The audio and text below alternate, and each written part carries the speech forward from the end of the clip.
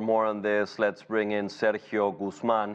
He is the director of consultancy Colombia Risk Analysis. Sergio, great having you.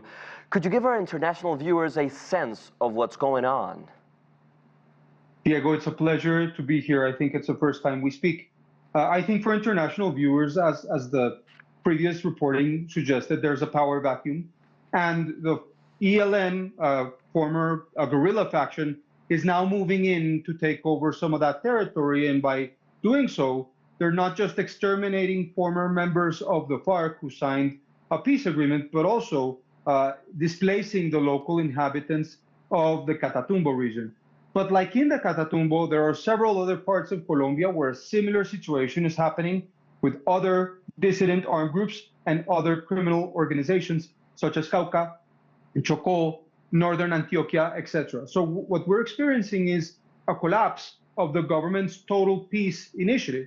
And the idea of total peace was to negotiate in earnest with all the different organized crime groups, with all the different insurgent organizations in the country, with a leftist government for the first time in history. Now that's after 2.5 years. Now it's gone terribly bad, and the government is now looking at alternatives to explore, such as a military crackdown.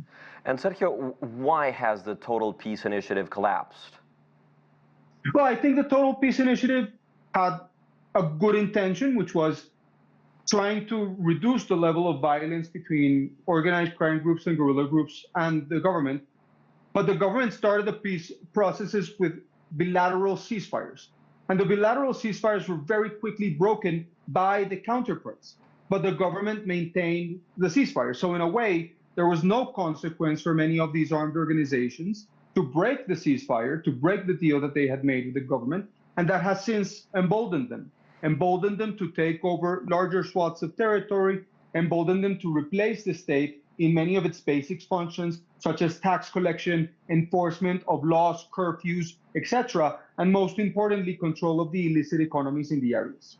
So, Sergio, if I'm reading you right, there are clear incentives for all the actors, especially, the non-law-abiding actors, to continue violence, right?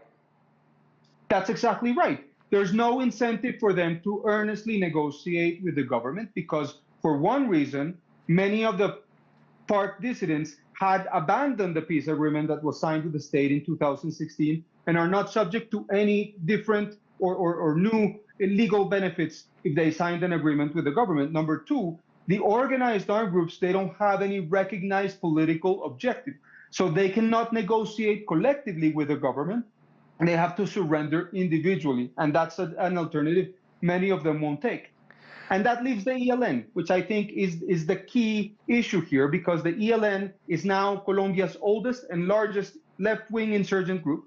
And they're not just operating in Colombia.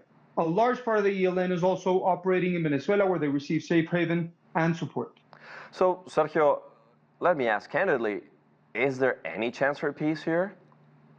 Not at all, Diego. Unfortunately, I think both Colombians in public opinion, have their hearts hardened towards peace, and the government is also in a state where they're not willing to negotiate with these organizations anymore because they haven't shown any willingness to actually sit down and negotiate in earnest, like I mentioned.